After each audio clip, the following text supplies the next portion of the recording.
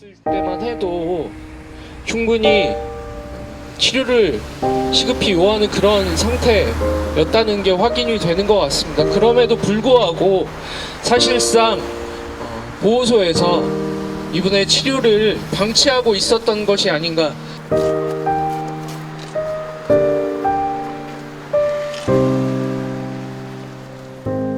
이주민은 범죄자가 아니다. 강제구금 중단하라! 중단하라! 중단하라! 중단하라! 보호소 이주민 사망 법무부는 책임지고 사과하라! 사과하라! 사과하라! 사과하라! 보호 없는 외국인 보호소 이주민 구금을 중단하라! 중단하라! 중단하라! 중단하라! 되게 답답합니다. 먹먹하고 어떻게 해야 될지 잘 모르겠습니다. 사람의 기본적인 생명조차 지켜주지 못하는 보호소가 무슨 소용이 있을까, 그런 생각이 듭니다. 그때 8월에 아팠을 때, 음식물 삼키지 못했을 때 가장 기본적인 의료 조치만 됐었더라도 이렇게 억울하게 돌아가시지는 않았을 거다, 그런 생각이 듭니다. 왜 이런 환경이, 이런 문제가 끝없이 일어나야 되는지, 외국에서 여기까지 와서 노동하는 노동자들이 자기 고국에 돌아가서 그곳은 사람 살 곳 아니었다, 사람을 사람으로 대하지 않는 곳이었다, 미개한 나라였다, 이렇게 표현되는 것이 너무 가슴이 아픕니다. 제가 저희 그 보호소에 있는 다른 보호 외국인들의 말에 의하면은 그분은 지난 7월경부터 이미 다리에 부종, 몸이 붓고 특히 다리가 심하게 부어서 앉아있기도 힘들다는 이야기를 했고, 그런 것들을 의무실에 가서 이야기를 해왔다고 합니다.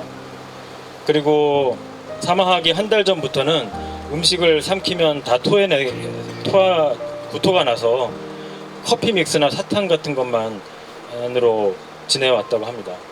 이분의 직접적인 사인은 급성 신부전증인데, 이분은 평소에 신부전증을 앓고 있었던 분은 아닙니다. 급성 신부전증은 사실 최종 사망에 대부분 많이 나타나는 그런 증세입니다. 간접적인 사인은 장염이었습니다. 이렇게 짧은 시간에 장염 세균이 온몸으로 퍼져서 다발성 장기 손상을 일으키게 된 것은 그 전에 이미 이분의 건강 상태가 굉장히 악화되어 있었다는 것을 방증하고 있습니다. 저희는 그 전부터 이 보호실 내부의 환경들이 굉장히 열악하고, 특히 장기 보호되어 있는 보호 외국인들이 계속 들락날락거리는 단기간 머무르고 있는 외국인들에 의해서 그런 감염성 질환에 노출될 가능성, 이런 것들을 이야기를 해왔습니다.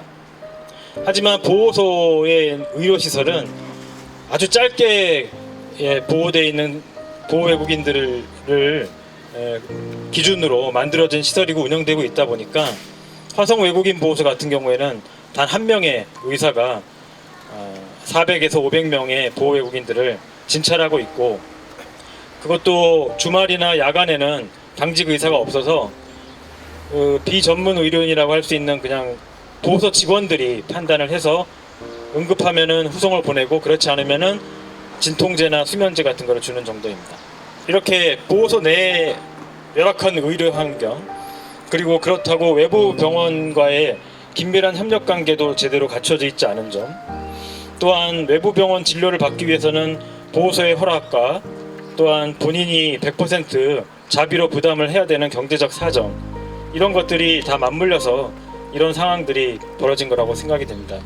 우리 30년 넘게 이주동자의 역사에 아무런 이주동자의 권리를 보장되지 않는다라는 것은 우리가 똑똑히 보고 있고 우리가 지금 경험하고 있습니다.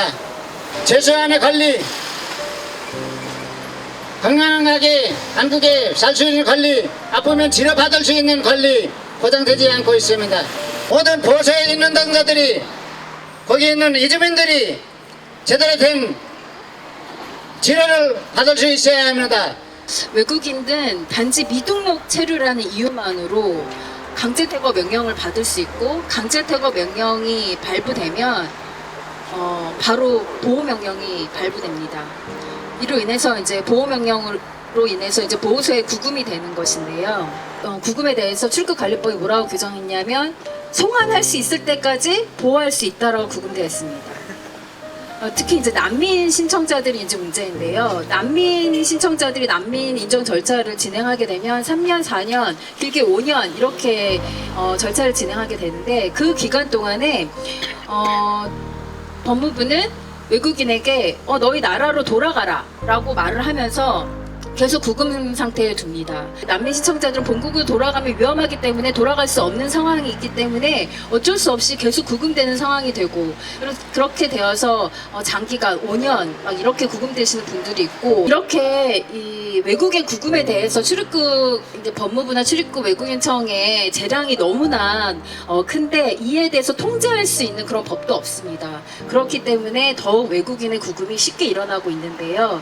지금과 같은 출입국관리법 23조가 계속 유지된다면 이와 같은 상황이 또 일어나지 않으리라는 보장이 없으니 지금 발의되어 있는 출입국관리법 개정에 법무부도 적극 협조하기를 요청하는 바입니다. 얼마 전에 돌아가신 이 분의 죽음은 저는 국제적인 타살이라고 생각합니다. 사회적인 타살이고요. 그분들이 한국을 찾아서 온 거는 어찌 보면, 아니 분명히 그렇죠. 국제적인 불평등이 낳은, 전쟁이 낳은, 기아가 낳은, 또 앞으로는 기후변화가 가져올지 모르는 여러 가지 지구적인 불평등의 문제라고 생각합니다. 그것의 결과이죠.